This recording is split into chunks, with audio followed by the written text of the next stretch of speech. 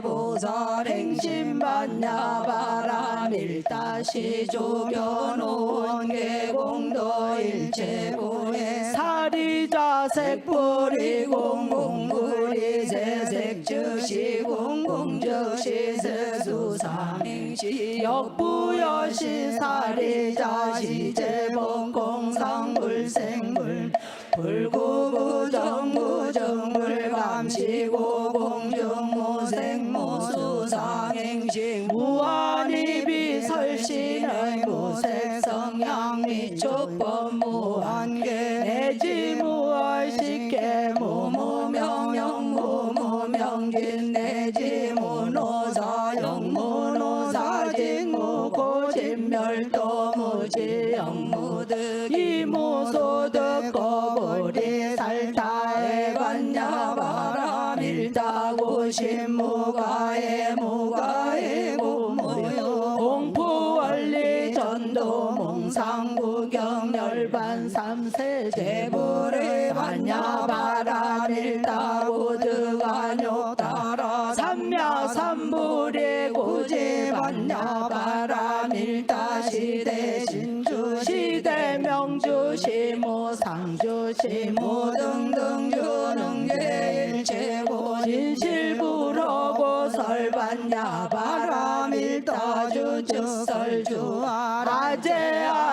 바라 승아제 문지사바 아제 바라 승아제 무지사바 아제 바라 승아제 무지사바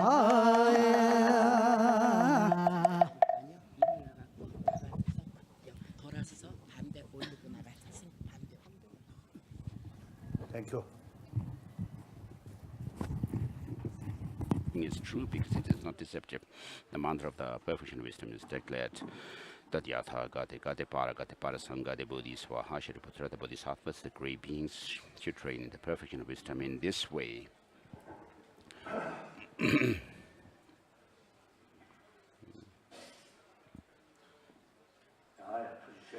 Thank you.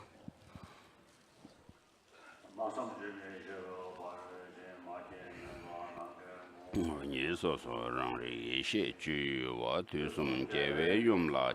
this is a homage to the mother of all the Buddhas, the perfection of wisdom, the perfection which is beyond words, inconceivable, inexpressible, unproduced, unobstructed in the nature of space, the object domain of the self-aware wisdom.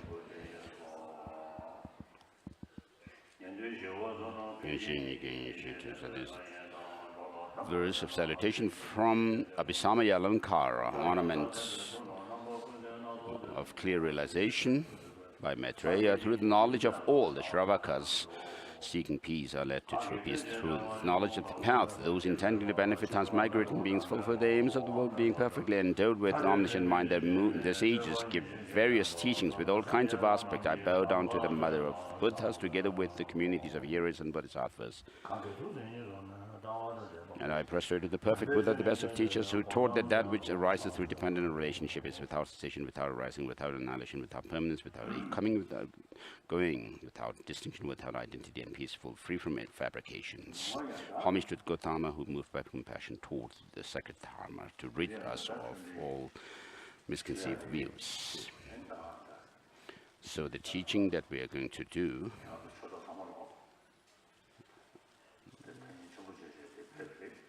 since all of you, my Dharma brothers and sisters, have come here taking pains, going through hardships, and enthusiastic come here. We are today in the 21st century, where there is a very high advancement in science and technology and education related with science. And the religious traditions which have existed for over 1,000 years. Amongst them, there are those which are based mainly on faith, without much philosophical explanation. And this also helps many beings. For some people, it's beneficial when they are able to keep faith alone, because the religious traditions teach how to help others and not hurt or cause harm to others. And then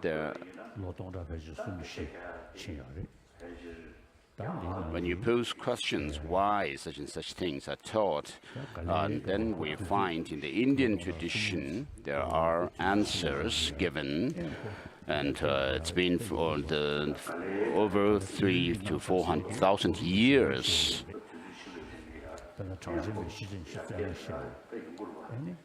And then over the last 3,000 years, perhaps there has been more progress in the philosophical traditions of these teachings. So the Sankhya school talks about a pradhana, or the primal factor, from which all the other things evolve. And so, in other words, there is the teaching within these Indian traditions. There is the teaching on the two truths, the conventional and the ultimate. And in Jainism also, Jainism also developed in India, and then after that came Buddhism.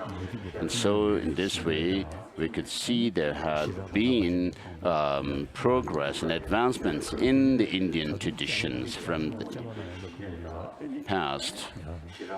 And the practice of shamatha, calm abiding, and vipassana, the penetrative insight, were there in the Indian traditions from a long time.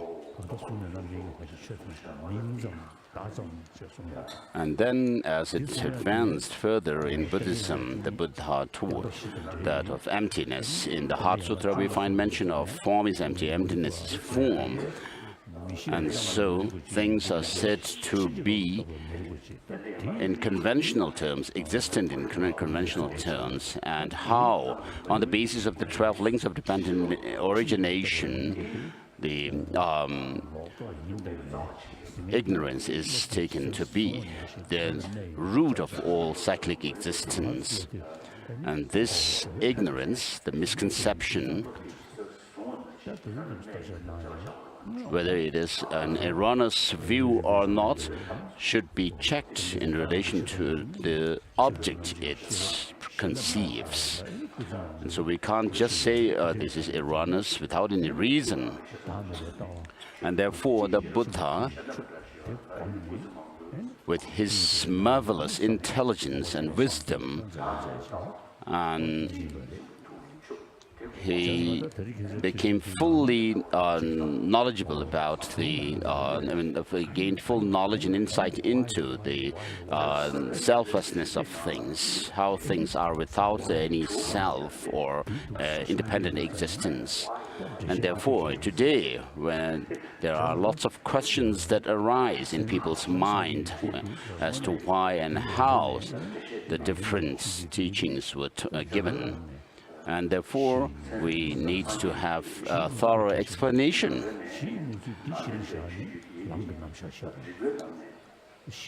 And so Buddhism in general, and in particular, particularly Nalanda tradition,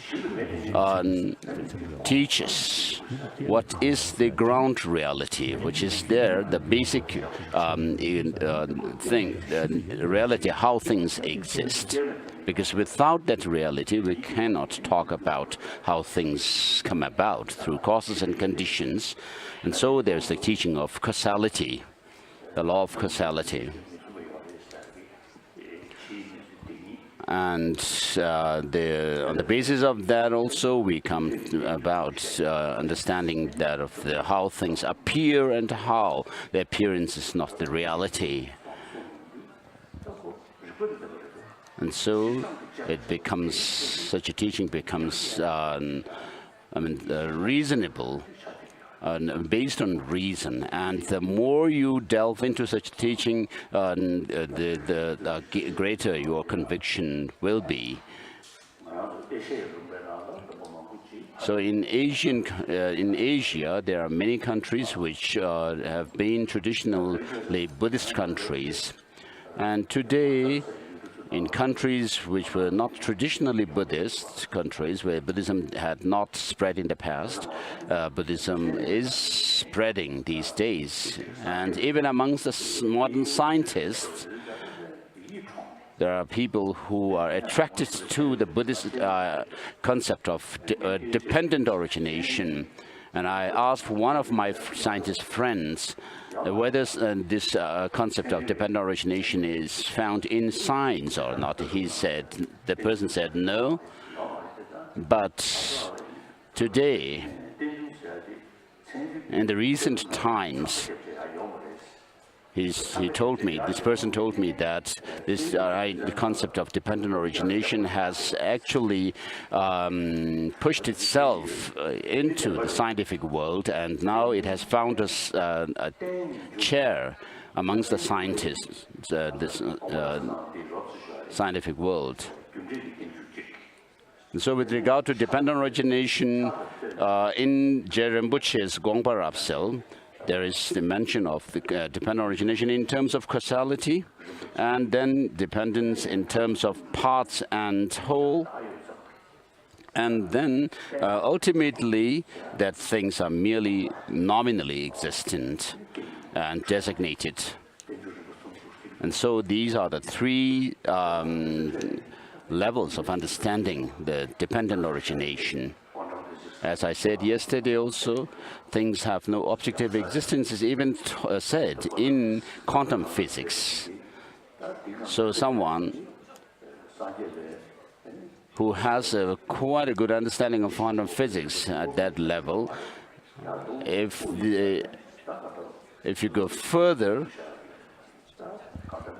not just being satisfied with the Chittamatra view, but we could go on to the understanding of the Madhyamakas, the Madhyamaka view, saying that things are merely nominally existent.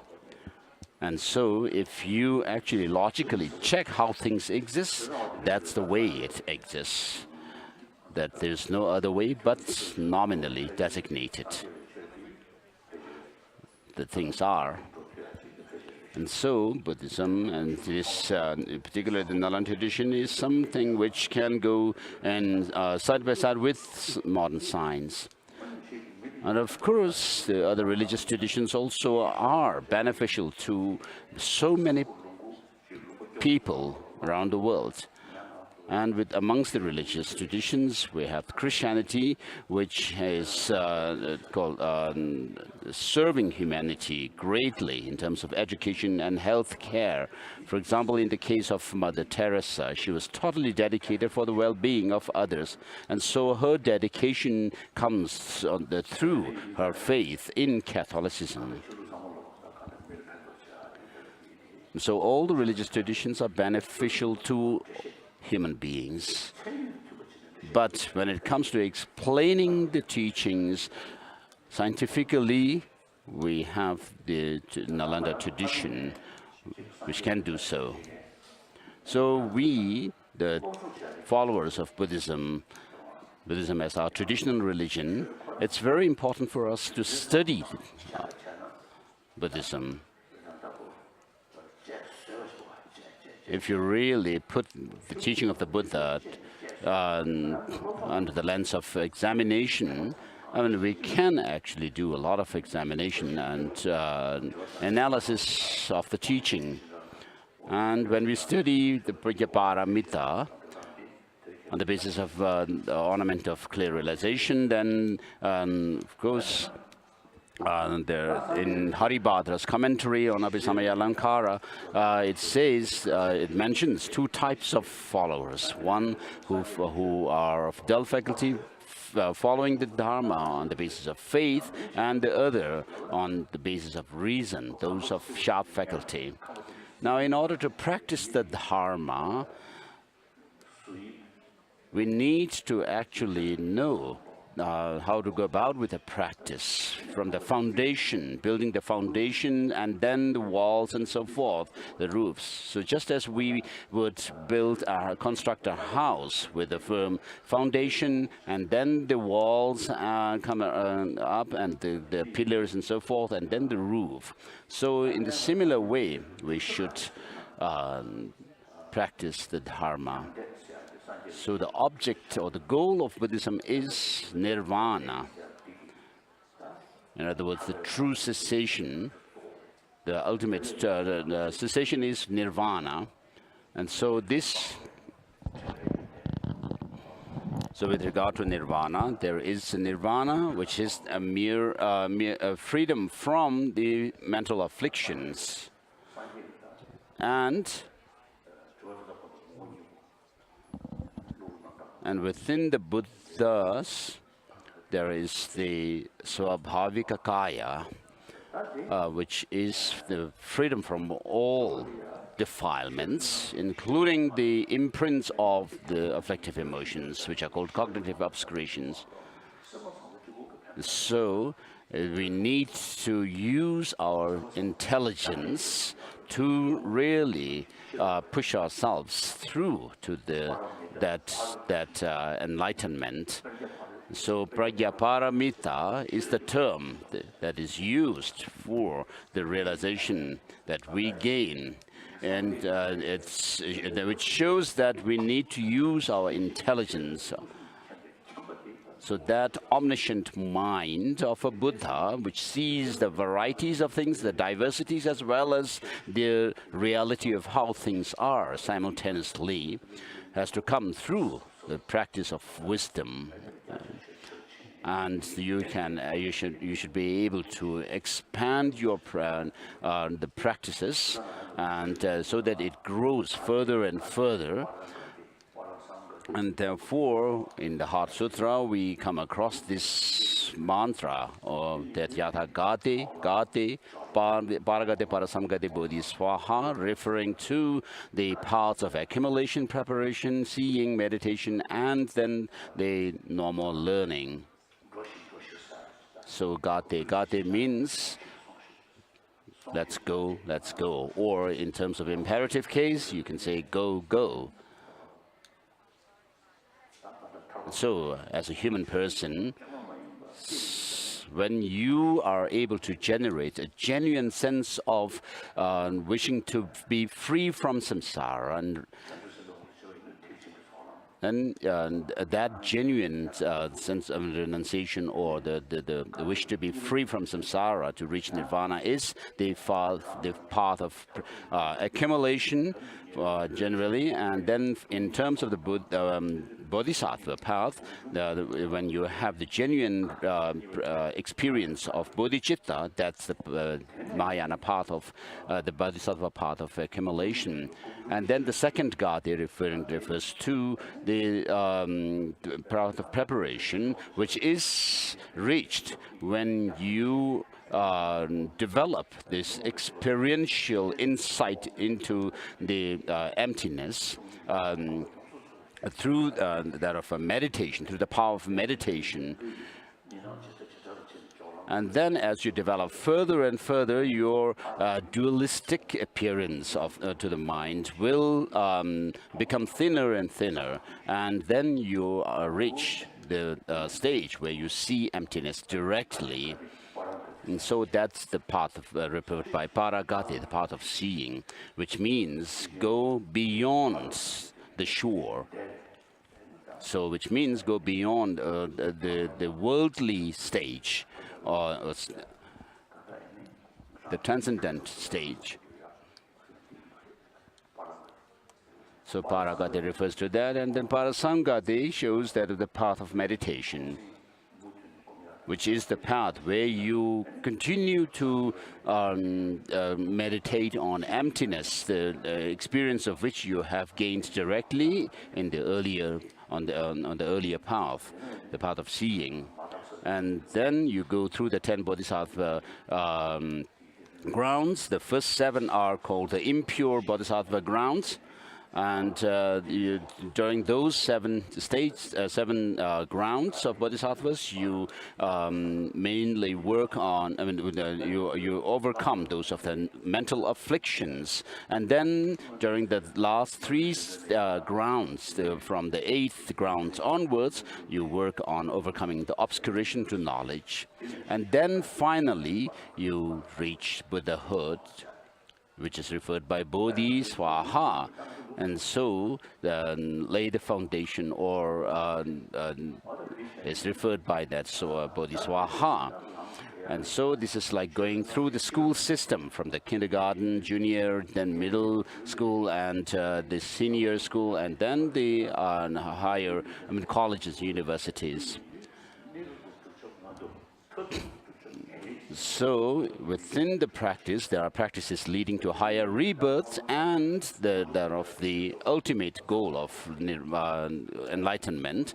And so in order to reach nirvana, we need to attain the higher rebirths, so that we are also able to continuously practice the dharma, and in that kind of a higher rebirth, more fortunate rebirth, we could also live long to be able to do the practices well. And so this is what is mentioned in the precious garland by Master Nagarjuna, that first you should attain the higher rebirth and then the definite goodness. And so in the 400 verses also, it is shown how to go about with such practices. First, get rid of non-meritorious ones, and then in the middle, get rid of the notion of a self. It says, because non-meritorious karma leads you to the unfortunate realms of existence, the bad existences.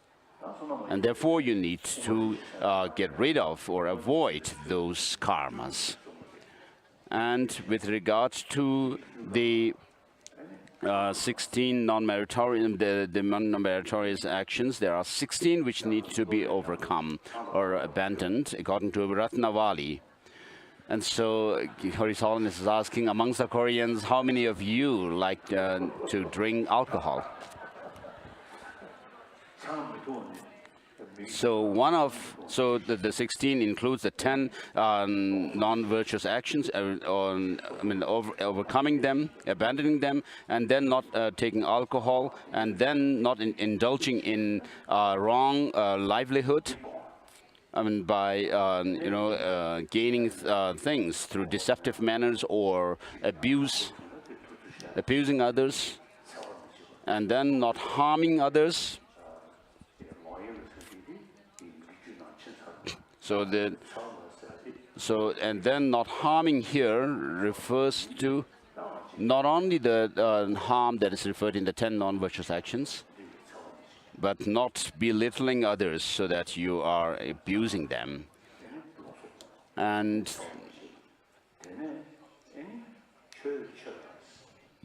then honoring those who are honorable or object of veneration, so with respect.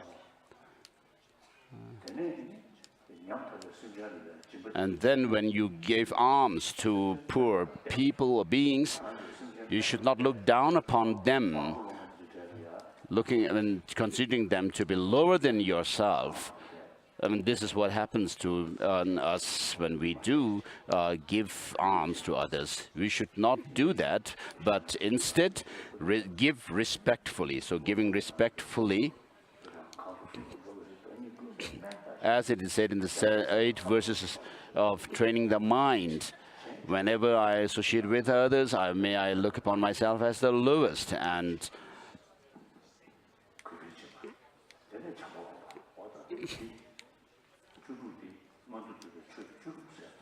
so these are the 16 causes or factors leading to higher rebirths mentioned in precious garland of Nagarjuna.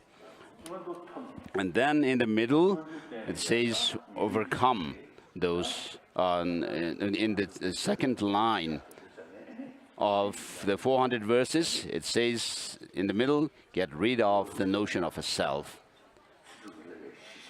So in order to practice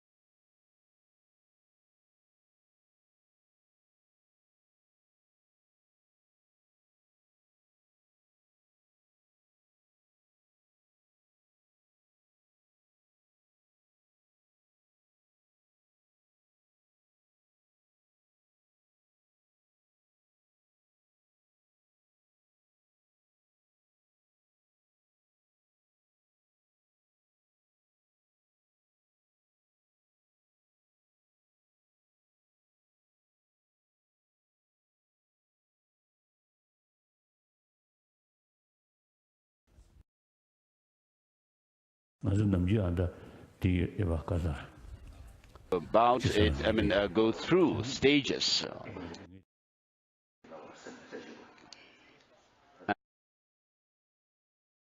And then on the basis of morality, you can do that of the concentration, single-pointed concentration, meditation.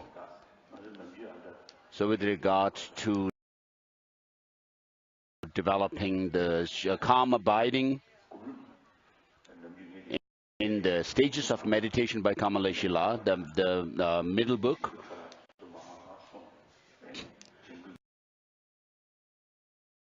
it mentions those of the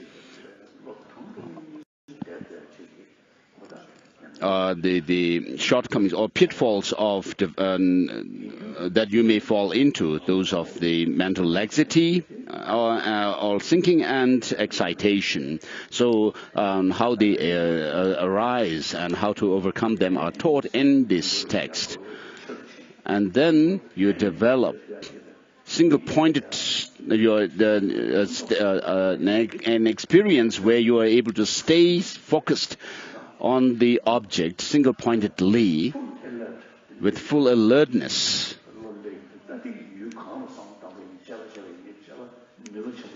And when you develop that, then you have a very powerful mind which can be used to investigate the nature of things, whatever objects you may choose to investigate or analyze.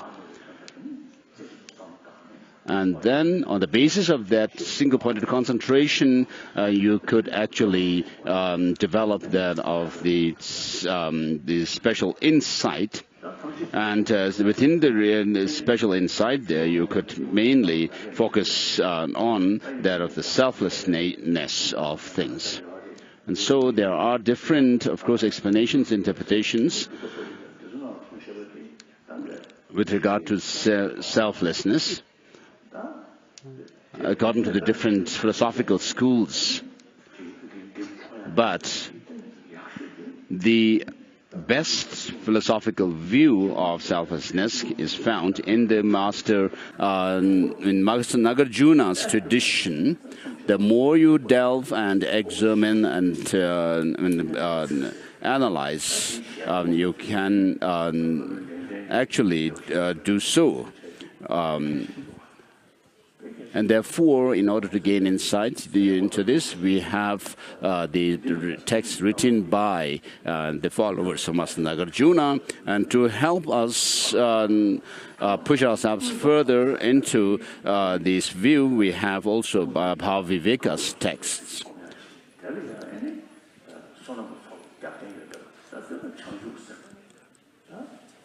And then the third line of the 400 verses says, finally, destroy all views. And so, when you are able to couple it with that of the view of selflessness or emptiness, with that of the bodhicitta, you are able to tread along the path to reach that ultimate goal of enlightenment. And so, bodhicitta, there's no other greater factor or principle than bodhicitta to accumulate merit and overcome or purify our negativities. And so, for the practice of bodhicitta, this altruistic spirit of enlightenment, we have the greatest text, which is the greatest text for that is the Guide to Bodhisattva Way of Life. And His Holiness was asking if this text exists in Korean translation. So, 1967, I received teaching on it, and it has helped me to transform myself. And this has come in combined with that of the Mula Madhyamaka Karika by Nagarjuna.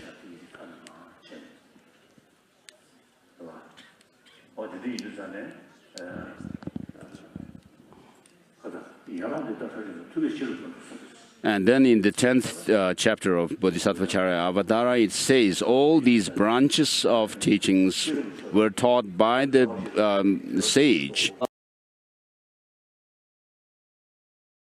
fourth wisdom. Ninth.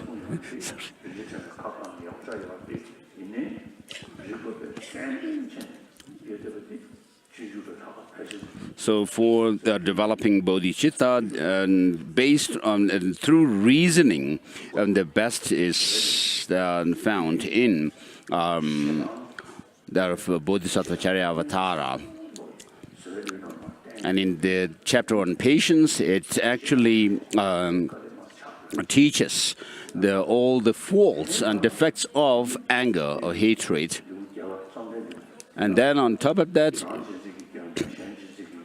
in the 8th chapter, it is Shantideva teaches that the faults of self-cherishing attitude, the extreme self-centeredness, and the good qualities of cherishing others. And it says, all suffering in the world comes through wishing oneself to be happy. All happiness and joy in the world comes through wishing others to be happy. So when you actually use all these reasonings that are given in this chapter, you'll see how the self-cherishing attitude is actually made dumbfounded. So bodhicitta is the greatest factor for accumulating merit, and also to overcome all the negative actions and negativities which we have accrued in relation to sentient beings. And so all these bad karmas that we have created in relation to sentient beings, to purify them, and the greatest factor is bodhicitta. And Kadampa masters have said that you should put every effort in do your best to develop bodhicitta. So to have a good health in this life, the bodhicitta is the factor that will help. And then to have more friends, also bodhicitta helps for that. And if you remain self-centered, you will not have friends. You may remain lonely, alone. So when people find out that you are someone who is a totally selfish person, and of course they will also shun you. So as opposed to that, if you actually care about others, think about their well-being, and from the depths of your heart, even animals would come to you and appreciate you. Therefore, by riding the horse of bodhicitta, which leads you from joy to joy, or bliss to bliss, and bodhicitta, which brings you only benefit, short-term and long-term, which a sensible person would despair to ride that horse. As Bodhisattva Charyavatara says, thus, that which relieves you from all despair, whether it's a mental discomfort or physical ones. So, Bodhisattva Charyavatara says, which sensible person would actually feel discouraged to ride this horse of bodhicitta, which leads them from joy to joy. So there's no greater factor than bodhicitta to achieve great waves of your results that you would aspire to.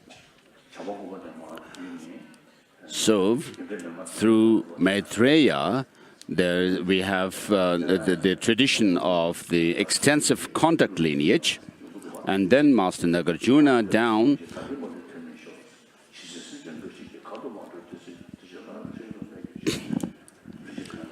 And Master Nagarjuna also mentions in the Ratnavali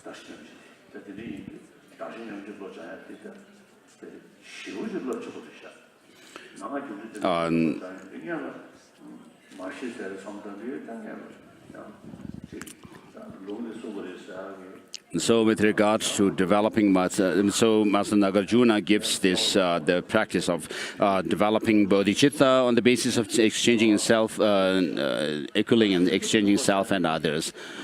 Whereas when we follow that of the tradition of developing bodhicitta on the basis of the 6 courses and 7 results, it becomes a slightly more difficult. So all the problems in the world that we see are because of selfishness of people and abusing and others and deceiving others is all due to selfishness. So if human beings who have this marvelous brain have such an attitude, then there's no need to talk about the poor animals who have no such brain. And so all our misfortunes, our problems, difficulties are rooted in our selfish attitude, and therefore this verse gives a great summary of how we create the situation for ourselves. As it says, all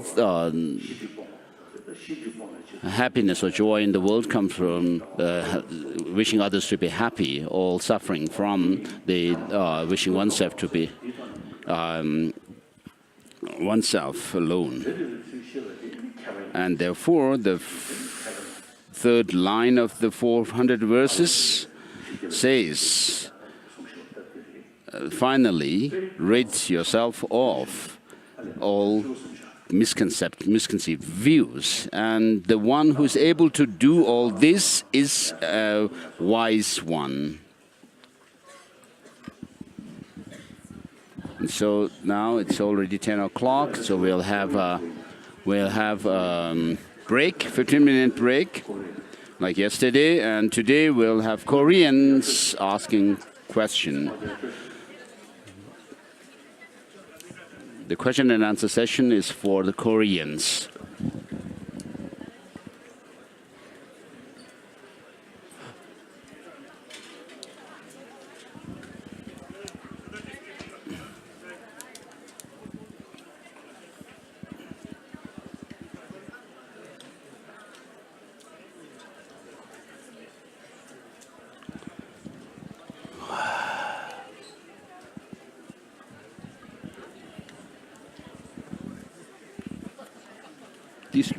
자, 베제랑 가물에. 알레 오, 틱스.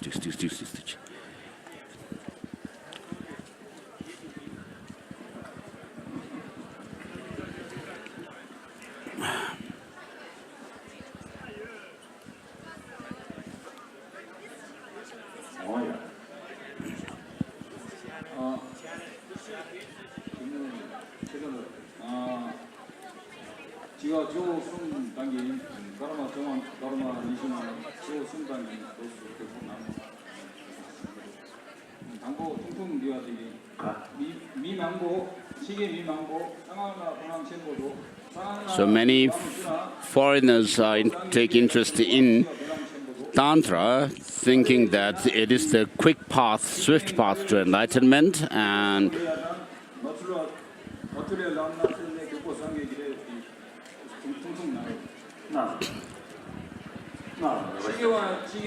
within a very short period of time.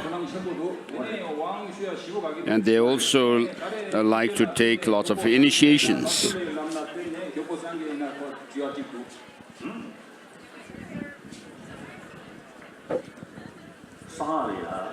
So with regard to Tantra, or secret mantrayana, in Tibet, the Tantras have become very prevalent. Has spread widely. So if you see the benefit of Tantra, it is said that you are able to attain enlightenment within 3 years, 3 months, and so forth, period of time. So there is such an exaggeration or kind of a popularity of Tantra. So I see this, there is some fault in it. Without really engaging in the study of the teaching of the Buddha. So I usually say that according to Nyengun Sungrapa, one of a great Tibetan master, he makes a division of the teaching of the Buddha into the general structure teaching of the Buddha and then the specialized teachings. And so the Sutrayana comes within the first category. So in sutras, we find mention of the Buddha, of the audience consisting of humans, gods, asuras, and so forth.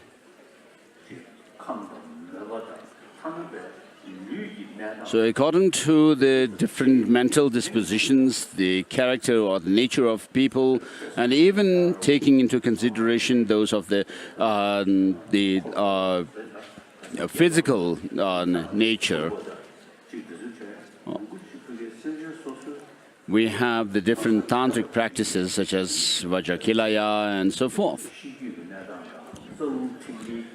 which have to do with the practitioner's physiological structure and so forth, and those of the vital drops, channels, wind energies, and so forth of the practitioners. And so Tantra is meant for, tailored for specific disciples. And then we have the visions of the Buddhas and so forth to some practitioner, and those practitioners have passed down these practices to their disciples. So we need to understand that in order to be able to practice Tantra well, you really need to study the teaching of the Buddha, and without the understanding of emptiness, you cannot do tantric practice at all. Because right from in the beginning of tantric practice, in order to for yourself to generate yourself into deity, you need to do meditation on emptiness. So Tantra has become quite widespread in Tibet, but people have not gone into the, done thorough study of the teaching of the Buddha. Ladel. Next question.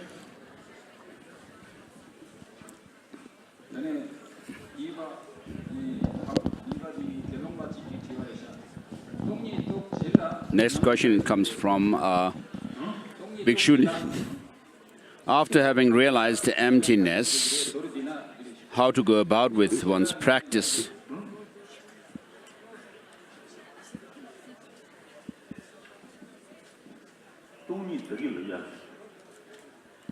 As I explained earlier, with regard to emptiness, for someone who is of sharp faculty, before even entering the path of accumulation, you need to have insight into emptiness, realization of emptiness. And in a commentary on Abhisamaya Alankara, there is mention of wisdom focusing on enlightenment, and with compassion focusing on sentient beings. And so your practice of bodhicitta must be coupled with that of emptiness, view of emptiness. And so, when you understand emptiness, what you see is the possibility of enlightenment that you can attain, that you will be able to attain that of enlightenment. And with that understanding and realization, then you will be able to develop that of the bodhicitta. Without understanding of bodhicitta, you will not know what enlightenment is. And without knowing what enlightenment is, you will not have the aspiration to reach there.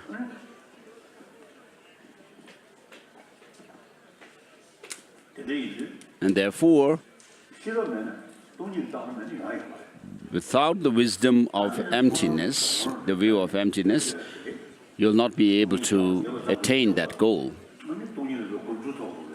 So not only should you develop this view of emptiness, but you need, after having developed the path of accumulation of the bodhisattvas, you need next to go on to that of the path of preparation. And therefore, once you have realized emptiness, you need to continue with your meditation practice to go upwards in this, in the path leading to, on the path leading to enlightenment.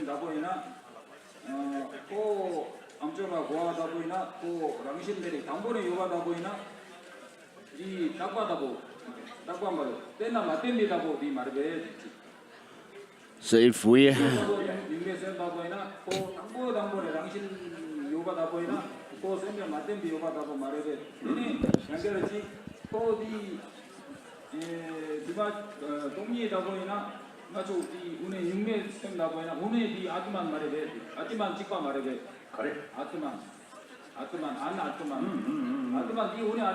So this question is related to clear light mind.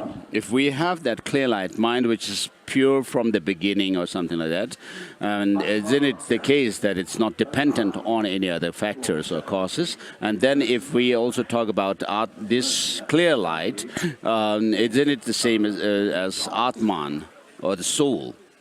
So when we talk about Atman, and what that refers to is an unchanging soul, singular, which comes from the past life to this life without any change. And also that it is something which is said to be autonomous or independently existent. So, Atman and the clear light or luminous mind, which is said to be without beginning and end in Tantra, are not the same. So what we talk about is that there is change going on in beings. So even when we were in hell realms, this clear light mind was already there. And right now, as human beings also, we still have that. But that clear light mind needs to be taken into or transformed into the path, realizing emptiness. With that is more powerful than realizing emptiness on the basis of, with a rough or coarser state of mind.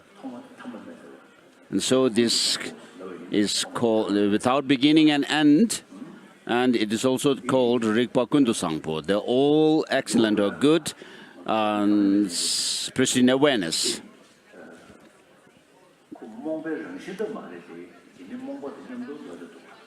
Although we have this luminous mind, although it's not ignorance as such, but it is. It goes with ignorance within us. But as we get rid of the ignorance, this clear light, the innate, the basic clear light, will be free from the ignorance, and so therefore we can talk about the this clear light mind while we are sentient beings full of called ignorance and so forth, and then also this innate clear light mind within the practitioners who have reached the path. Attained the different paths, and then ultimately the Buddha's mind. And so we can talk about the clear light mind in these different phases. And within consciousness, there are those of the coarse consciousness and the subtle consciousness. The sensory perceptions, sensory consciousness are coarse. And then within the mental consciousness, the mental consciousness at the time of sleep, dreaming, and then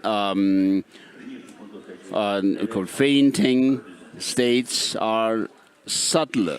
And then at the time of dying, we have the clear light of dying, which is the subtle, innate clear light. And there is also mention of the 4 empty states. And the 4th one is called all empty states. So although all 4 are termed clear as empty states, but within them there is the degree of subtlety.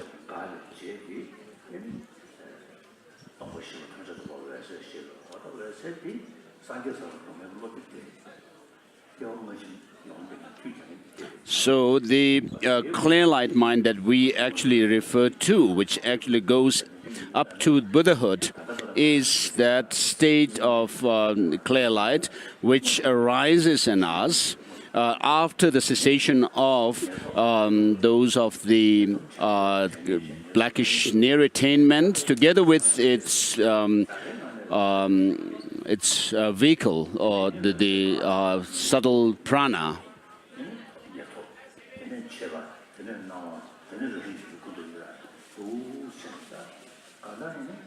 So as we go through the tantric practice, we go through the dissolution processes, and finally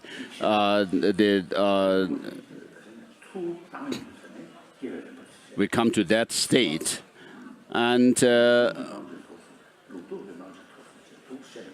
And with regards to the dissolution process and the evolution of these different states of mind, all happen on the basis of this clear light mind. Everything arises from it, and those of the dissolution processes finally, in the dissolution process, all the different states of mind dissolve into this.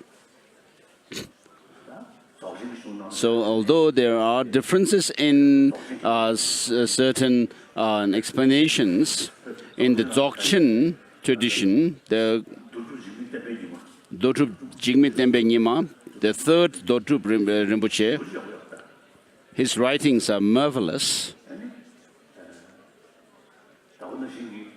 And similarly,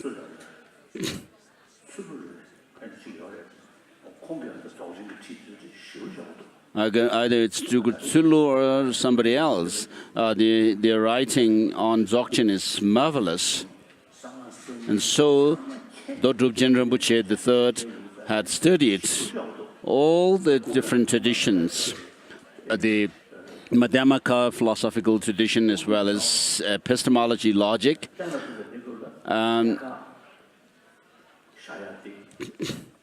So when we actually establish emptiness through reasoning, it is said that emptiness is non-affirming negative, whereas when it comes to actually practice, applying that in practice, then it's a non-affirming negative. Because in tantric practice, as we develop further, we come to the point where the great bliss is the mind on which you focus or maintain it. So there is some reason to say these things, that it is either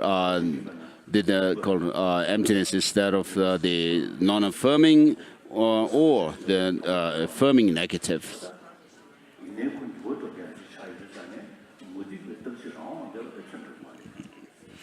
And so the innate clear light mind that is taught in the Tantra is not at all the same as the non-Buddhist assertion of Atman. 뜻이랑 다 문제를 좀 풍불히 변신을 다 요 말이었어. 아니 이류 때문에 다 생시적이 왔다. 다 생시적 유의문이 샤프라지 중요한 제 So the Savatantraga Madhyamakas down, they actually point at something from amongst the aggregates as being that of the person or the being.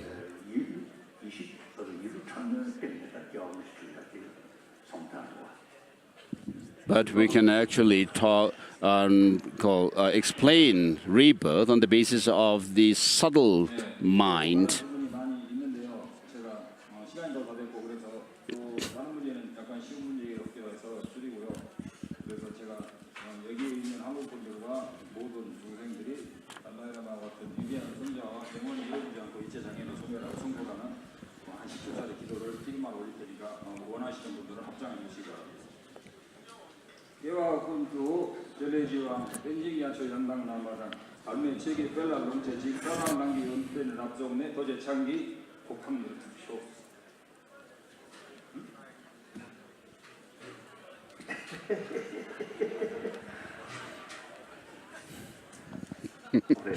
So he made a prayer to be able to be led by His Holiness, the perfect teacher, from life after life, and reach that of the state of Vajradhara.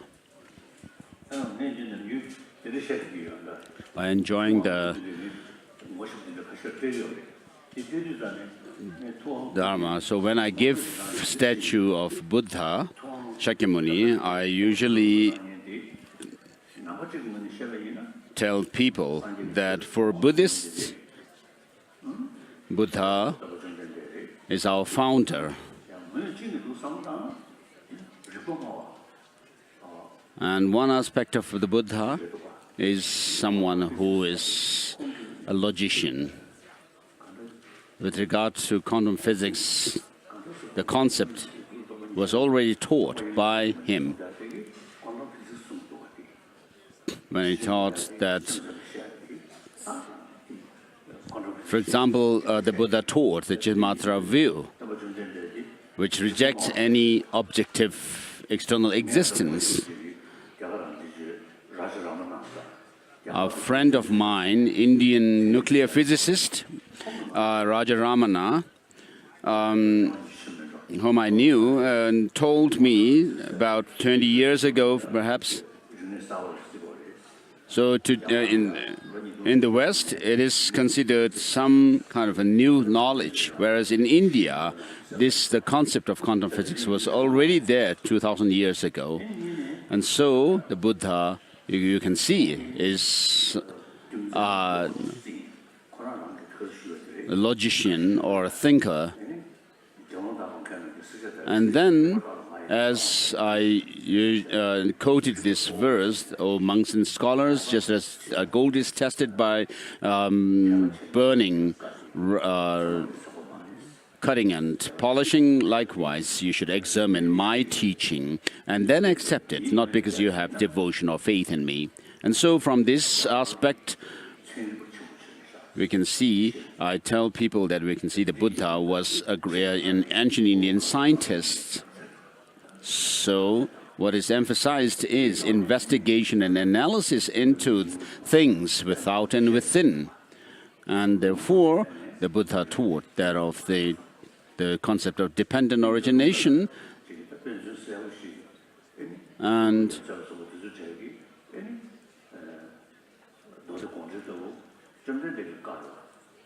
and one example that I would like to give with regard to investigation of the teaching of the Buddha is that Master Nagarjuna and his followers have actually analyzed the teaching of the Buddha and taught that some of the teachings given by the Buddha himself cannot be taken literally, because they were given to certain specific disciples who were not able to take literally the teaching of the perfection of wisdom discourse, where it says everything is without any inherent or self-characterized existence.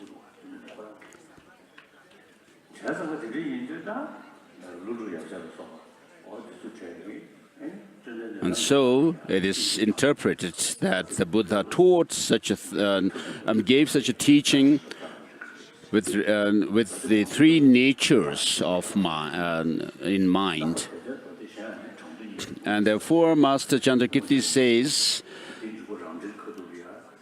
just like this, there are other sutras which should be taken as interpretable or provisional. So amongst them, he counts Sandinimochana Sutra and whose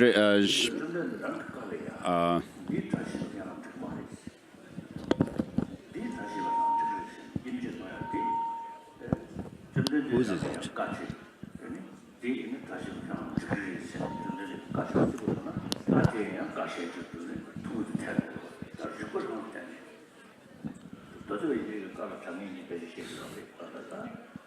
Someone.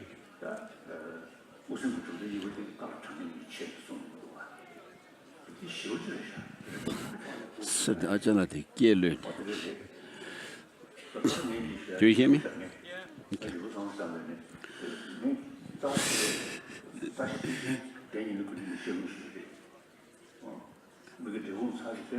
And so Chandrakirti makes division of the texts into Chandrakirti and other Madhyamaka masters, categorize the teaching of the Buddha into those interpretables and those which are can be taken as definitive teachings.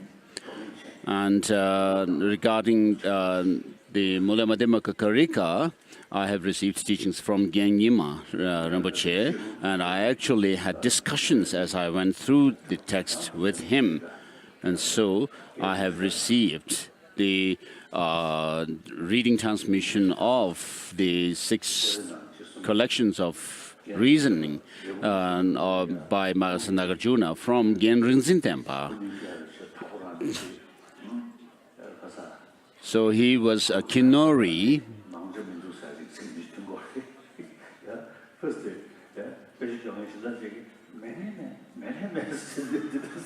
So because of his Kenori accent, people hear him differently. Some, when he says something, some hear that there was a tea offering in the monastery. Some hear like, let it be, even if that doesn't exist. I mean, the people hear what he says differently. So in other words, he's only saying that he has received these kind of oral transmissions from people who lived a very simple monk's life. And then there was somebody from Gomang, one Mongolian monk who I received the transmission of Golden Garland, which is a commentary by Master Tsongkhapa on Abhisamaya Alankara, and from Gen Rinzin Tempa, who has received it from Sokpo Jinpa, Mongolian monk or Geshe Jinpa.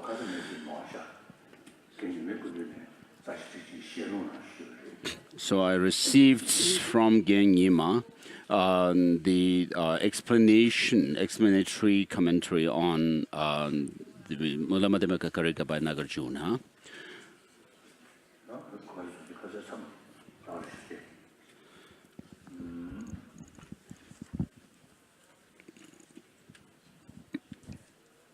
So His Holiness was correcting himself from what he had said yesterday with regard to this.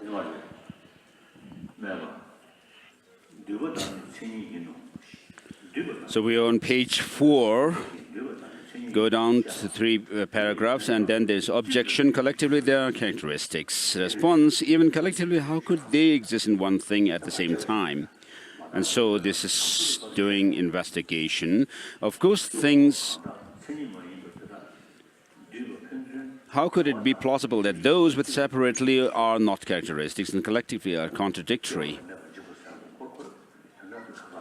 exist at the same time in one conditioned thing?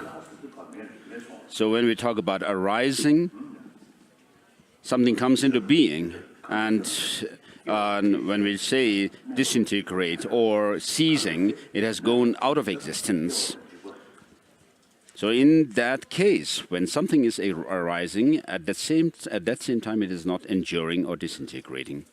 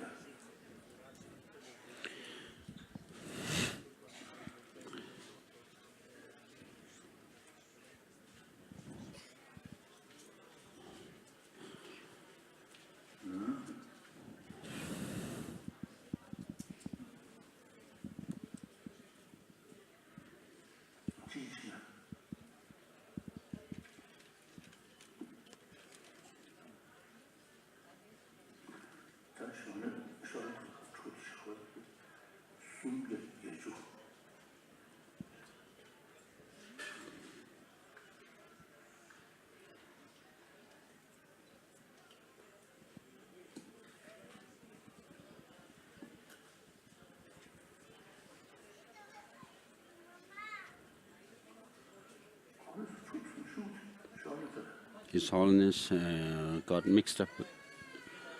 His page is mixed up, or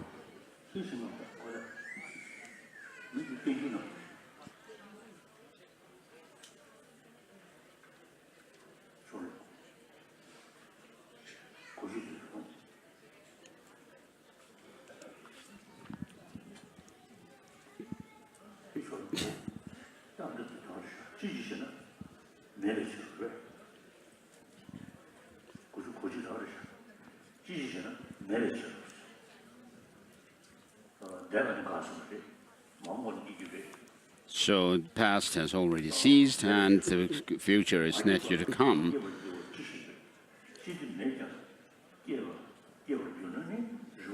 When something is enduring,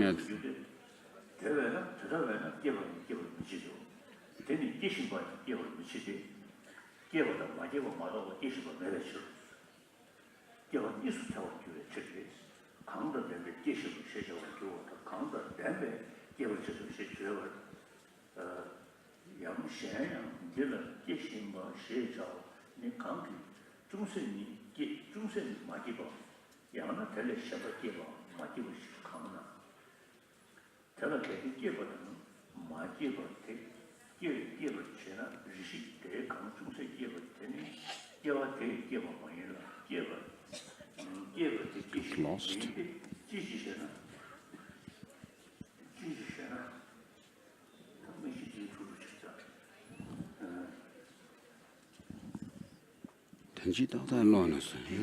Lost.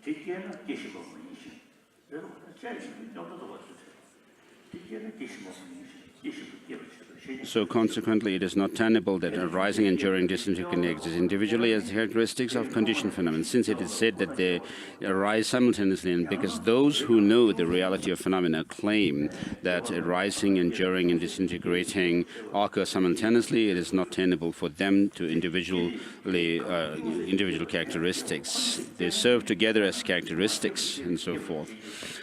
And but the parenthesis, Nagarjuna said, how could they collectively, and so forth.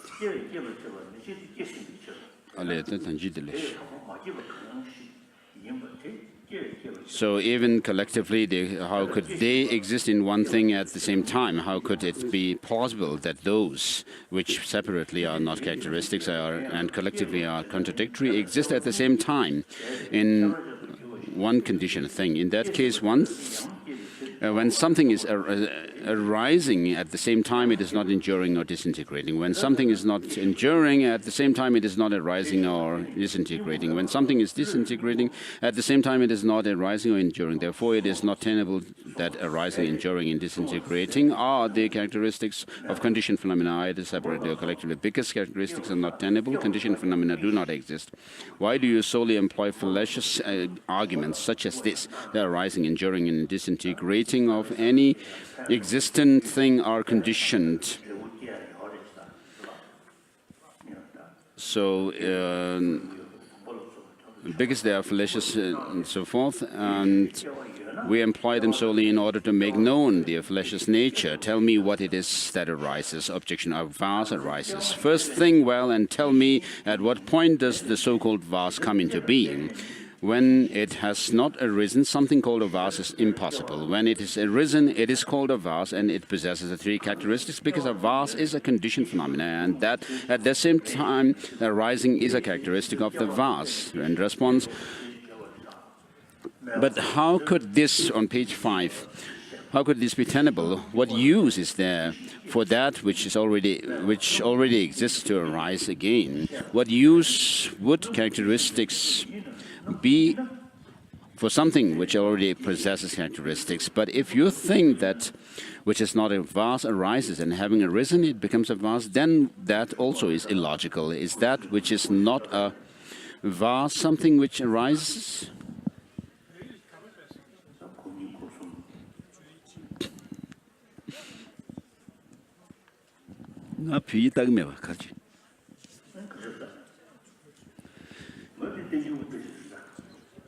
Page 141, 42 tabalta.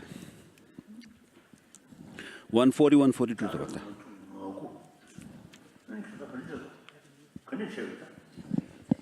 Timarti thep dinal 41, 141 tabalta.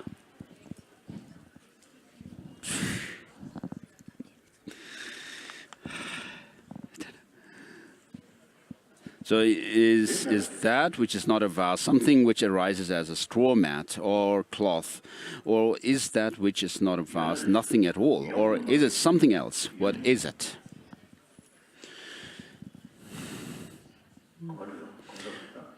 In that regard, first, if it were a straw mat or cloth that rises, then having arisen as that, now would it become a vase? But if that which is not a vase were nothing at all, how would that which is nothing at all arise? So I'll just take a rest and find the page for me, is all I'm saying.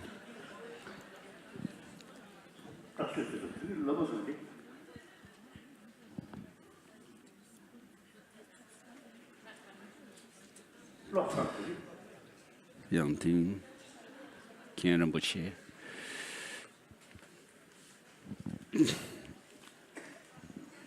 Yang Rinpoche seems to have given some page to His Holiness, and His Holiness said he has already read it.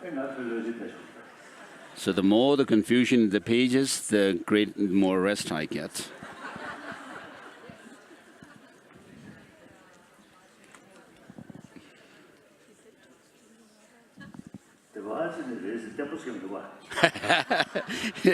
Yang Rinpoche said somewhere here, so not very sure.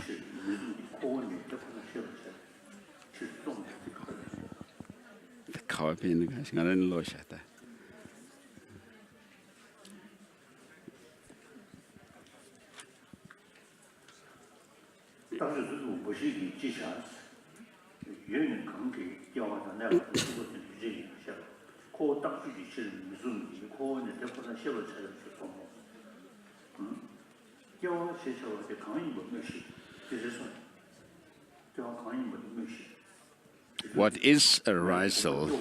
Tell me.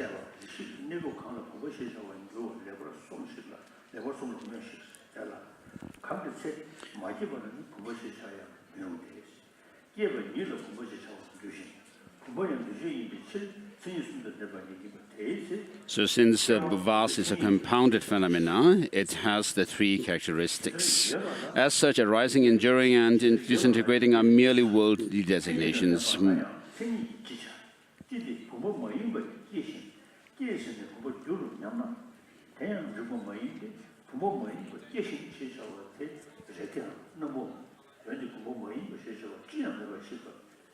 Already read.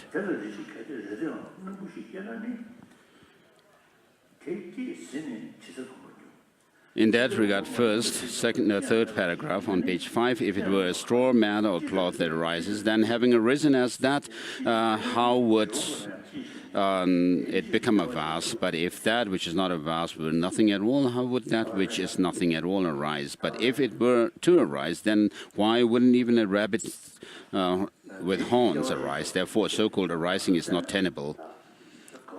So when you do this kind of analysis into things, to say that things have, when you say things have some core existence, and through your analysis, you actually dismantle it, and therefore, without doing any kind of critical analysis into how things are, we should be able to say things exist.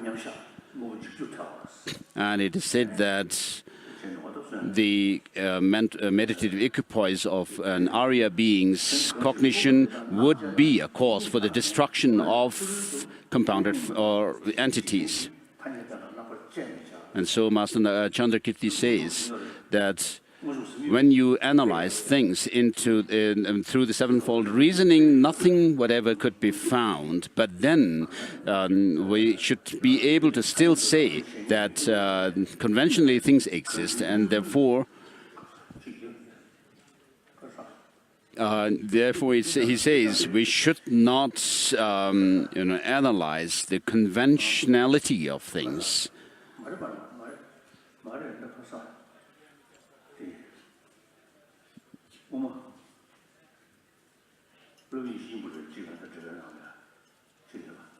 So Jnana Garbha or somebody has, Indian master Jnana Garbha or somebody has said, where it says you should, this should not be analyzed. Things appear to have some objective existence, and therefore that is how things exist, and this should not be analyzed.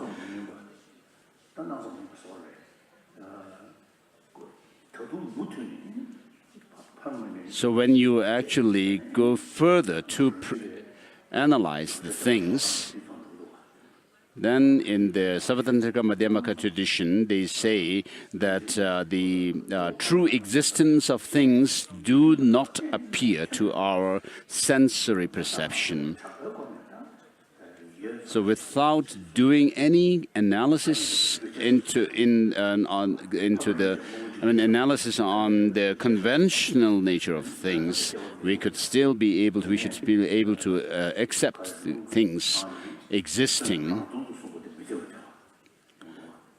And then there is also an objection which says that things are empty of themselves, in and of themselves by nature. And the three principal aspects of the path says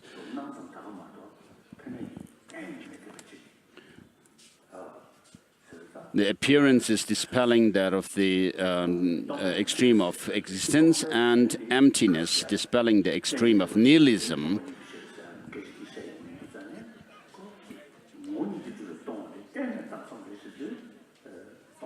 And therefore, seeing these two as cause and effect,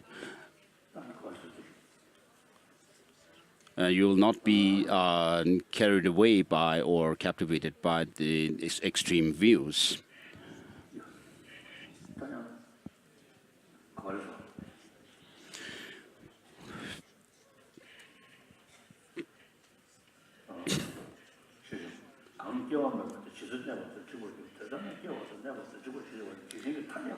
If so, arising does not exist, how could it be tenable to state whatever arises is a conditioned phenomenon? How could something which does not arise endure or disintegrate? As such, arising, enduring, and disintegrating are merely worldly designations. Moreover, if arising, enduring, and disintegrating have other characteristics of conditioned phenomena, there would be an infinite regress. If not, they would not be conditioned phenomena. Arising, enduring, disintegrating are thought to be the characteristics of conditioned phenomena. But do they also have other characteristics of conditioned phenomena or not? First, if they had other characteristics of conditioned phenomena, then it follows there would be an infinite regress, for also arising would have the characteristic of arising and other characteristics, and those characteristics would have other characteristics. Since there would be an infinite regress, this is unacceptable. But if you think that such an infinite regress is not appropriate, for they have no other characteristics of conditioned phenomena, then in that case they would not be conditioned phenomena,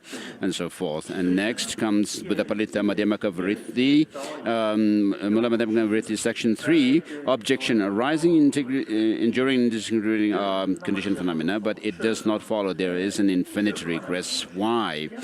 And then there's answer: the arising of arising causes the generation of primary arising alone, and primary arising also causes the generation of the arising of arising. If properties arise from phenomena such as consciousness, there are 15 plus itself.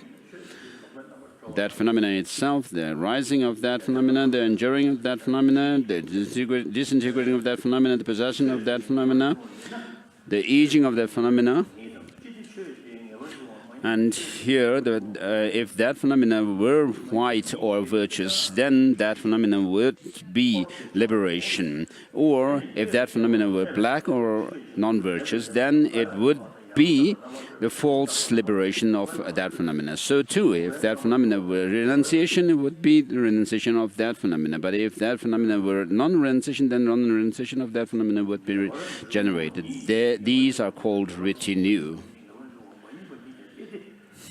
Then arising of arising, the enduring of endurance, the disintegration of the disintegration, the possession of possession, the aging of aging, liberation of liberation, or the non-liberation of non-liberation, the renunciation of renunciation, or the non-renunciation of renunciation arise. They are called retinue of the retinue. As such, the property of arising plus the basis itself is the arising of 15. That which is primary arising causes generation of 14 that are said to be properties other than the primary characteristic. The arising of arising causes primary arising alone. Thus, since one causes the generation of the other, the infinite regress does not occur. So too, primary endurance causes the endurance of endurance. And so, up to the end of this, there is the response from others, and now our own system analyzes the other schools in response. It says, if for you the arising of arising causes the generation of primary arising, how for you could that which is not generated by primary arising cause the generation of that? If for you the arising of arising causes the generation of primary arising, then how for you could the arising of arising, which was not generated before the primary arising, cause the generation of the primary arising before, because it itself has not arisen? Objection: the arising of arising is generated by primary arising alone, while it, that is the arising of arising, causes generation of primary arising. It is not that which does not cause the generation of it. Response: if for you primary causes, primary arising generates primary arising through that being generated, then how could it cause the generation of that through primary arising not being generated? If for you primary arising causes generation of primary arising through the arising of arising being generated, then how could the arising of arising cause the generation of the arising through primary arising not being generated? Thus, for you, one depends on that other. But in this context, it is never permissible that one depends on the other. Objection: the arising that now arises causes generation of the arising, but that which has not yet arisen does not. Response: if for you that now arising and not yet arisen has caused, can cause the generation of that, then you would have to accept it generates that.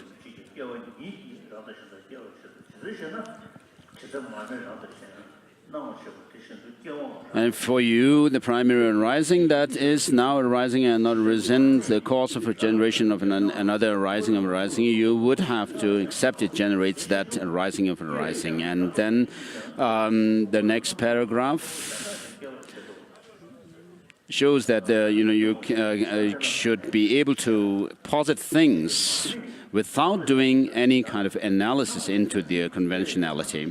And then the objection says, though generation is not caused by another arising, arising itself causes generation of itself and others. How? Just as lamplight illuminates itself and other things, so too arising causes generation of itself and also other things.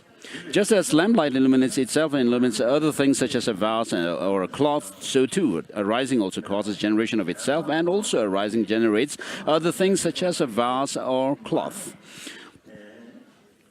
Response: if lamplight were to illuminate itself and other things, then you would have to accept that arising also causes the generation of itself and the other things, just as lamplight illuminates itself and other things. But lamplight does not illuminate itself and other things. Why? Here the Master says, there is no darkness in lamplight or where it exists. So the lamplight does not have darkness, so how could it brighten the darkness it doesn't have? Here, that which illuminates, that which is not illuminated is something to be illuminated. And something is not illuminated due to being obscured by darkness, but a lamp devoid of illumination due to that lamplight being obscured by darkness does not exist. Also, it is not reasonable to say it illuminates others, for there is no darkness in other places where lamplight exists, because darkness does not exist there. A lack of illumination does not exist there. But if it does not illuminate itself or others, what does lamplight illuminate? Please respond. Objection. Illuminates since it eliminates darkness. So this commentary also is difficult to read through, and my eyes are not very clear, and the time seems to be stuck somewhere.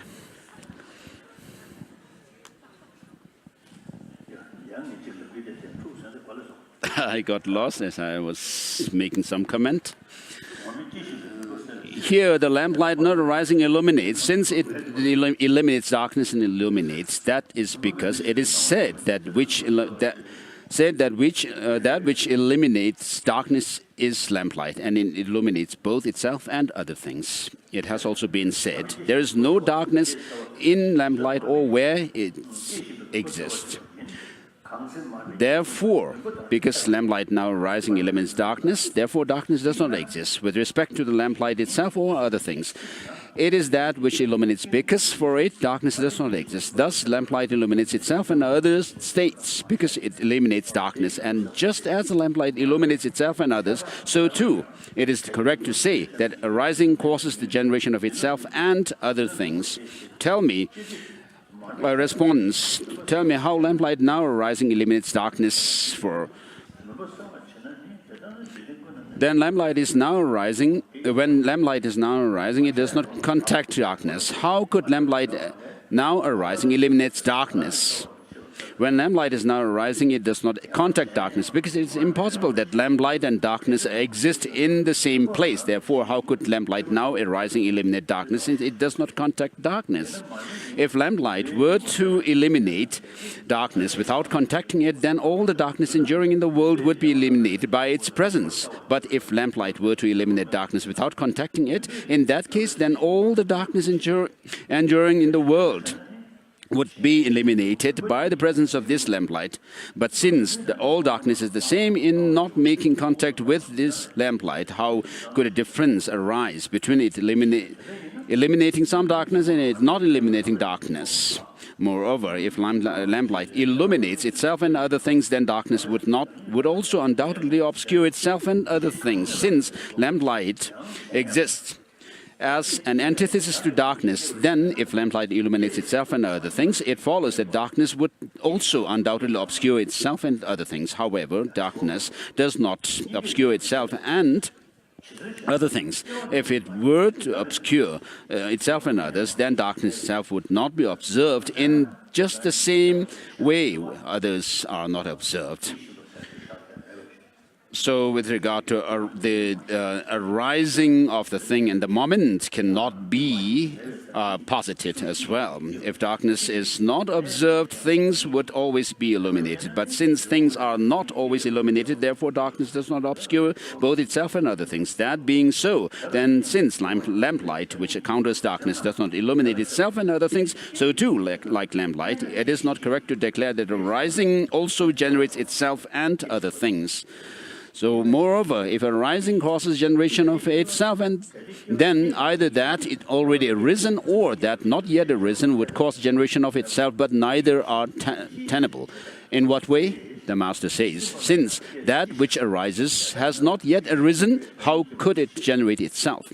Since that which arises has not yet arisen and does not exist, how could it cause the generation of itself? Again, what thing that is not yet arisen and does not yet exist causes the generation of itself. But if a non-existent thing generated a non-existing thing, then even a horn of a rabbit would cause the generation of itself, but it does not cause the generation of itself. That being so, that which arises has, but has not yet arisen, does not cause the generation of itself.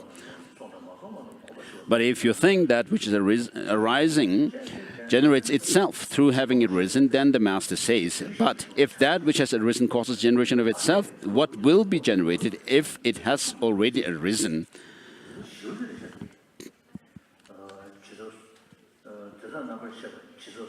So if that which arises has already arisen, then it makes no sense to say that it causes generation of itself. Since that which arises has already arisen, why would something that has already arisen arise again?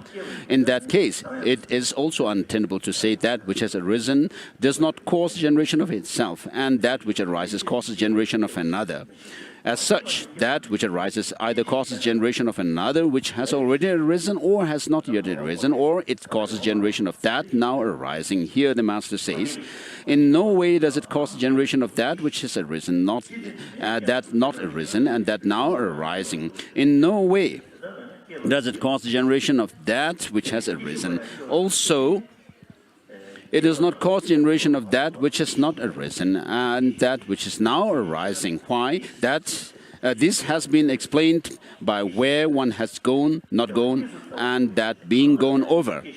As it was said that there is no going where one has gone, because the action of going has already passed. So too, because of the action of arising has already passed, it does not cause the generation of that which has arisen. Also, the action of arising does not exist for that which has arisen. But if it did not exist for that which has already arisen, then it would never not need to arise. Therefore, that is unacceptable. Thus, it does not cause generation of that which has arisen. Also, it does not cause generation of that which has not arisen. But why? Because it does not exist. What generation exists for that which has not arisen. If generation exists, even though something is non-existent, then generation would exist even for the horns of a rabbit, but such generation does not occur. As such, it does not cause generation of that which has not arisen. Moreover, it does not cause generation of that which is not now arising, because not only in that which has arisen or not yet arisen, non-existent, also that now arising is non-existent. Otherwise, it would then follow that there would be no arisings now arising. That now arising due to the possessing arising and that causing generation due to possessing arising. Furthermore, it is said, now arising that which has arisen in one part and not arisen in another part, or is it something other than which has arisen? Other which has arisen or not arisen. If that which has arisen or not arisen causes generation due to that arising, for that which is not which is generated, and one part is not generated by that arising, and that generated is not generated. Why? His Holiness got lost again.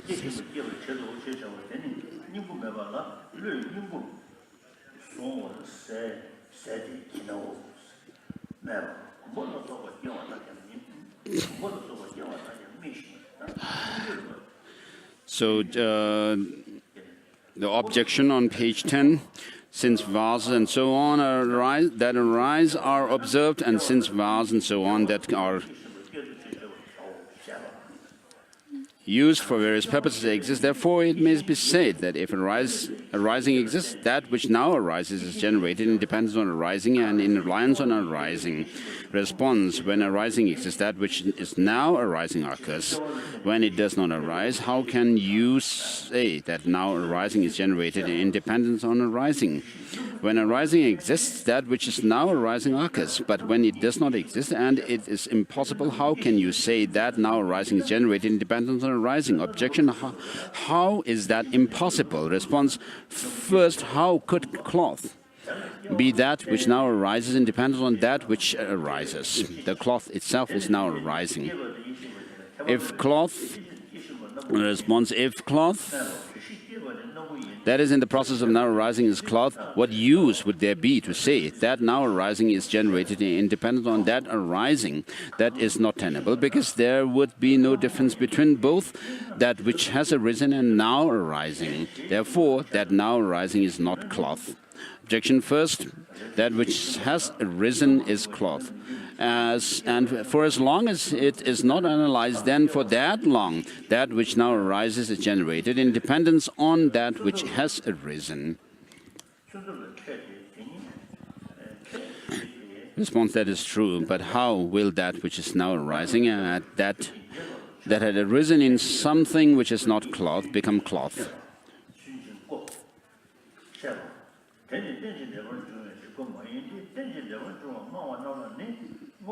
And then the next objection, and is now on the response.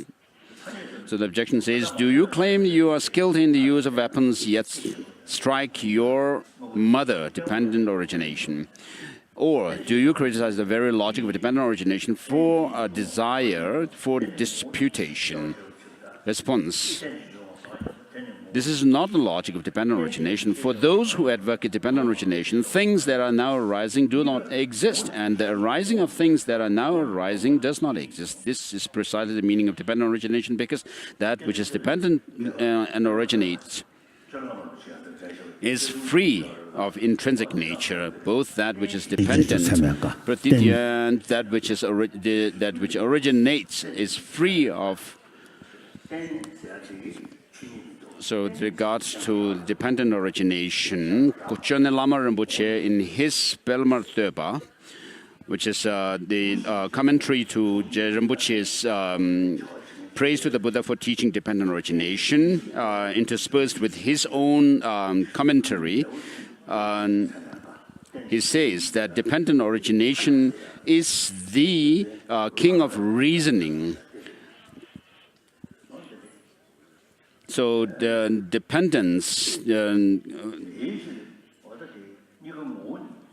shows that things have no independent existence, and origination shows that we still hold on to the conventionalities of things, and therefore dependent origination is the king of reasoning.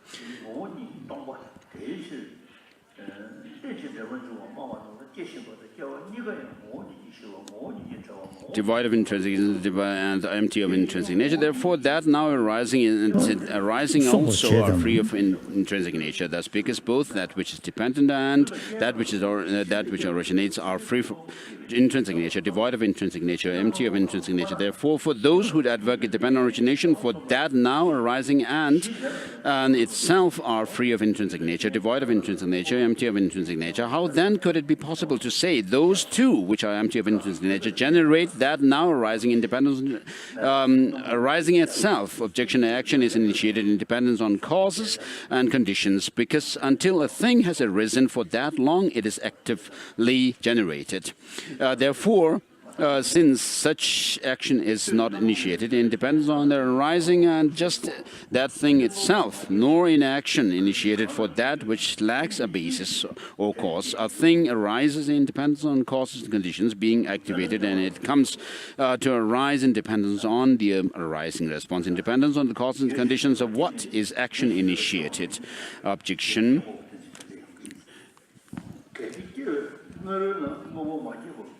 In dependence on those of cloth. Response: do you gather sky flowers, or do you initiate action in dependence on the causes and conditions of non-existent cloth? If a thing that has not yet arisen exists somewhere, then why would it come to exist? But if it exists, it would not arise. And if prior to arising, a thing that had not arisen exists somewhere, and if such a thing were possible, then it would be suitable to name the causes and conditions of that existent thing and the actions dependent on them. But when a thing has not arisen and is not tenable in any way, then at that time, if a thing is devoid of arising and does not exist, pertaining to that what would causes and conditions arise. Action is initiated and the thing is generated in dependence on causes and conditions. But if not initiated, it is not generated. So how could it arise? When it does not arise anywhere, how could it come to arise in dependence on that which arises? That being so, the view of those who advocate dependent origination, that both what is now arising and arising itself are free of intrinsic nature. Moreover, if this arising causes generation of that now arising, what arising causes generation of that arising? If this arising causes generation of another now arising, then what arising causes generation of that arising? But if you think that another arising causes generation of it, then the Master says, if another arising causes generation of it, and an infinite regress would ensue. If another arising causes the generation of this now arising, then in that case an infinite regress would ensue. Also, since that generated by another and that also being generated by another would reveal an endless process, it is unacceptable. But if you think that generating another arises solely without arising, then the Master explains. But if something arises without another arising, then everything would arise in that way.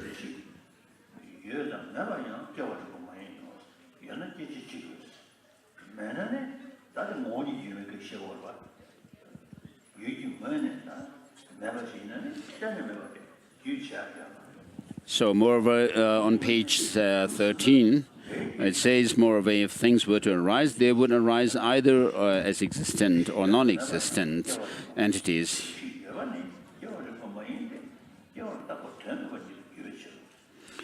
It is not logical an existent or non-existent thing arise. Now, it is logical. It is not logical that an existent thing arises because it is pointless to consider that it arises. What use is it for something that already exists to arise again? Also, it is not logical for a non-existent thing to arise. Why? Because it is non-existent. What use is it for it to arise? But if a non-existent thing were to arise, then the horns of a rabbit would also arise. Fault would arise for those whose faults have been eradicated. Therefore, this is unacceptable. That being so, it is non-logical that non-existent things arise. But if you think something that is both existent and non-existent arises, then nor also that both existent and non-existent, nor also it is logical that something both existent and non-existent arise. In what way? This was explained earlier. Previously, it was said it is not logical that an existent or non-existent thing arise. Both existent and non-existent existence are refuted by the previous refutation, since these two follow each other. Further, it was already taught in the first chapter that any type of arising regarding that which is existent, non-existent, or both existent and non-existent is inappropriate. Where was that? When no phenomena, whether existent, non-existent, nor existent nor non-existent are established, how could that which establishes them be called a cause? If that were so, it would be illogical. Moreover, for a thing now ceasing, arising is not tenable. Here, you state, it causes generation of thing now arising. Therefore, a thing that is now arising also comes to cease. Why? Because things possess characteristics of disintegrating.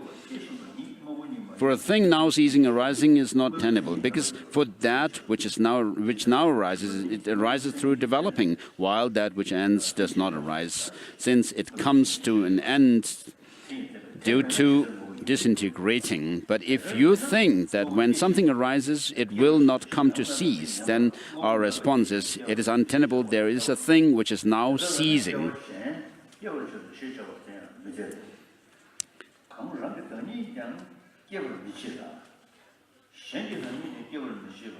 If a thing now arising did not cease, that now arising would not be a thing. Why is that? Because it would not have the characteristic of a thing. Thus, since disintegration is taught to be a characteristic of a thing, if a thing lacks disintegration, how could that thing exist? If that is so, then the statement, it causes generation of a thing that is now arising, would fail. And it follows that it would also cause generation of a non-existent thing that is now arising. That being so, also to say it causes generation of another, since it arises, is untenable. But now how could that which does not arise, the generation of itself, cause the generation of another? Thus arising does not exist. Endurance exists. Further, since it is not tenable that things have not arisen, also arising is fully established response. If things endure, does that which has endured endure? Does that which has not endured endure? Or does that which is now enduring endure? In that regard, a thing that has endured does not cause endurance. A thing that is not endured does not cause endurance. Also, that now enduring does not cause endurance. First, a thing that has endured does not cause endurance. What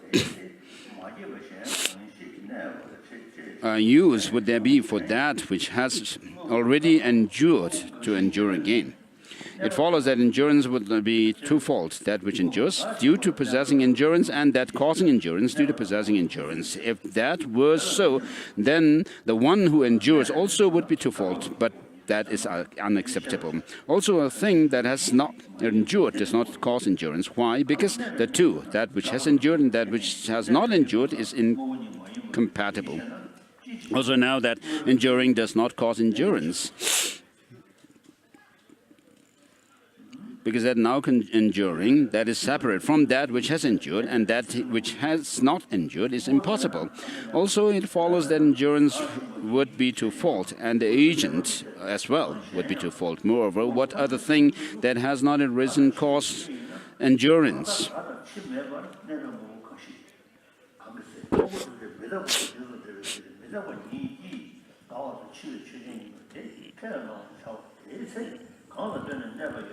So we are on page 15. So when all things always possess the properties of aging and death, what are those things that endure without aging and death? When all things are related to impermanence, it is accepted that they possess the properties of aging and death due to being impermanent. At that time, independent on what does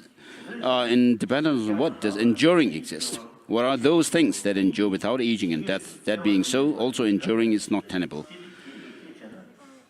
Now we shall explain what is called the endurance of endurance. It is not logical that endurance endures due to another or itself enduring. It is not logical that endurance endures because endurance of endurance caused by another enduring, nor is it logical that endurance is endurance caused by itself enduring.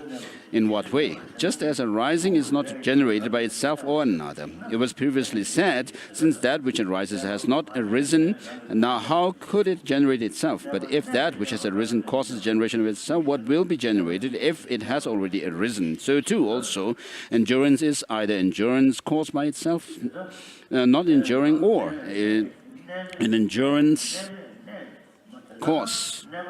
It is endurance caused by itself enduring. In that regard, first, it is not endurance caused by itself, not enduring. Why? Because it does not exist. As such, endurance is untenable for that which has not endured. how could that which does not exist cause its endurance? But if it does not cause endurance, even the horn of a rabbit itself would cause its own endurance, but this is unacceptable. Hence, it is not endurance caused by itself, not enduring.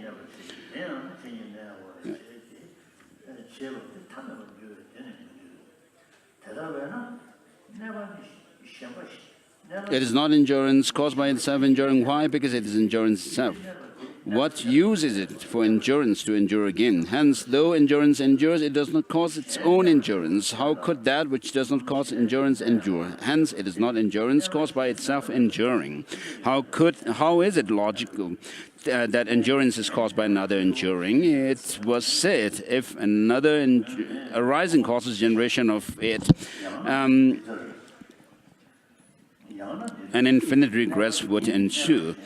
But if something arises without another arising, then everything would arise in that way. So too, endurance is either endurance caused by another enduring or endurance caused by without another enduring.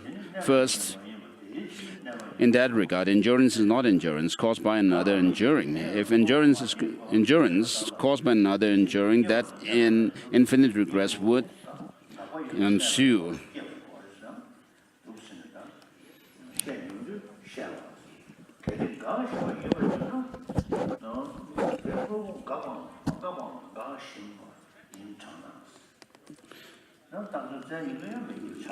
So objection on page 16 says cessation exists. And also arising and enduring are fully established, since it is untenable that things have not arisen and do not endure. So if something is said to cease, it should also have arisen and endured. Is the comment His Holiness made, and in response, if a thing that is now ceasing exists, then it is that which has ceased and has not ceased, or is it now ceasing? But this is not tenable in any way. Why? That which has ceased does not cause cessation. Also, that which has not ceased does not cause cessation. And also, that now ceasing does not cause cessation. First, that which has ceased does not cause cessation. Why? Because it does not exist. How would that which does not exist come to cease? Also, that which has now ceased does not cause cessation. Why? Because ceased and not ceased are incompatible. Also, that now ceasing in the same way does not cause cessation. Why? Because as it is said, it does not cause the generation of that now arising. Therefore, that now arising, that is separate from that which has ceased and not ceased, is impossible. Also, it follows that because cessation would be twofold, and that now ceasing would be twofold. Therefore, that now ceasing does not cause cessation. Moreover, that now ceasing is something that has ceased in one part and not ceased in another part, or otherwise that which has ceased and not ceased with respect to another. If that which has partially ceased and partially not ceased causes stoppage due to ceasing, then one part has not yet stopped, since it is ceasing. That which ceases is now ceasing. Why? Because it is said that if it ceases, it's now ceasing, and that now ceasing causes stoppage. So I think we stop there. Page 17.